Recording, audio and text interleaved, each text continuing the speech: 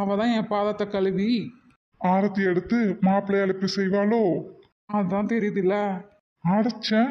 இத்தனை வருஷமா கூட பிறந்து வளர்ந்துருக்கேன், என்ன கண்ணுக்கு தெரியல. ஒரு சடங்குக்காக அப்படின்னாலும் எல்லாருக்கும் மத்தியில தன்மான சுயமரியாதை எல்லாத்தையும் விட்டுட்டு என் காலை தொடுறால. சார், ரொம்ப கற்பனை கோட்டை கட்டாதீங்க என்ன.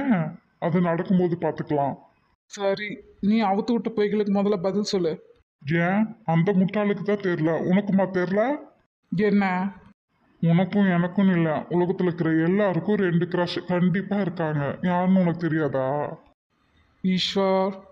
ஃபர்ஸ்ட் பசங்கன்னா அம்மா, பொண்ணுங்கன்னா அப்பா. செகண்ட் எல்லாருக்குமே அவங்கவுங்க ஜாப்பு. இந்த ரெண்டுமே எல்லாருக்குமே இருக்காது என்ன. அவங்க மனசுக்கு பிடிச்சதா இருந்தா மட்டும்தான் இருக்கும். சரி, கமிட்டேடான்னு கேட்டதுக்கு ஆமான்னு ஏன் சொன்னேன்? அவ ஏன் இதெல்லாம் கேட்குறான்னு புரிஞ்சுக்கிட்டேன், அதனால விளையாட்டுக்கு தான் சொன்னேன்.